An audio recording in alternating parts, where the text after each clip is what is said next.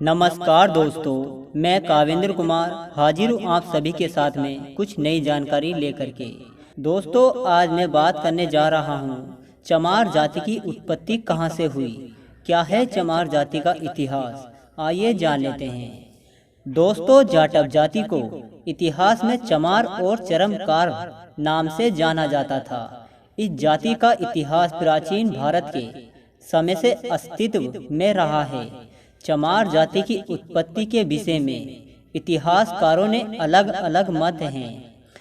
कुछ इतिहासकारों का कहना है कि 20वीं सदी से पहले चमार चंद्रवंशी राजपूत थे और इन्हें क्षत्रिय समुदाय में गिना जाता था, लेकिन उस समय की आंतरिक लड़कियों के चलते इन्हें क्षत्रिय समुदाय से अलग कर दिया गया और चमार जाति को शूद्र जाति में गिना जाने लगा। लेकिन इस कहानी का उल्लेख किसी भी ऐतिहासिक पुस्तक एवं ग्रंथ में देखने को नहीं मिलता है, इसलिए इस कहानी को पूर्ण सत्य नहीं माना जा सकता है। वर्तमान समय में इसकी मुख्य जनसंख्या उत्तर प्रदेश, कानपुर, मेरठ, वाराणसी आदि शहरों में अधिक है। वर्तमान समय में इस जाति के लोग अनुसूचित जनजाति की श्रेणी में आते हैं। चमार जाति के लोग प्राचीन समय से शूद्र समुदाय की श्रेणी में शामिल किए जाते रहे हैं।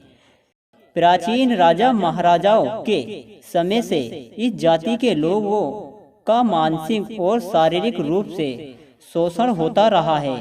चमार जाति के लोगों का परंपरागत व्यवसाय चमड़े की वस्तुओं का निर्माण कार्य है, लेकिन चमड़े के व्यवसाय के चलते इस जाति के लोगों को अछूत की श्रेणी में रखा गया है। इतिहासकारों के अनुसार ऐसा माना जाता है कि चमार जाति के लोग भारत में अंग्रेजों की हुकूमत से पहले काफी धनवान हुआ करते थे, लेकिन अंग्रेजी हुकूमत के रहते हुए दबंग और सत्ताधारी लोगों ने उनका शोषण किया और इन्हें शूद्र जाति की तरह इस्तेमाल किया।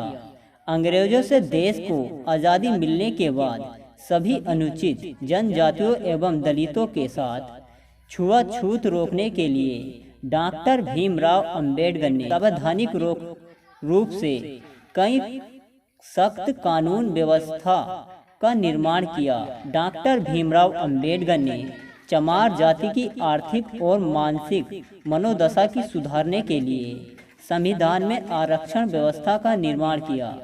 अनुसूचित जनजाति के लोगों के लिए आरक्षण व्यवस्था के बाद चमार जाति में तेजी से आर्थिक सुधार देखने को मिला। इस आर्थिक सुधार का पूरा श्रेय डॉक्टर भीमराव अंबेडकर को जाता है। भारत के सभी राज्यों में चमार जाति की 150 से भी ज्यादा उपजातियां पाई जाती हैं, जिनमें पुरानी, सुखवाद, दोहरे, तैतवा, मोची आदि शामिल हैं। वर्तमान समय में चमार जाति के लोगों की स्थिति पहले से कई गुना बेहतर है।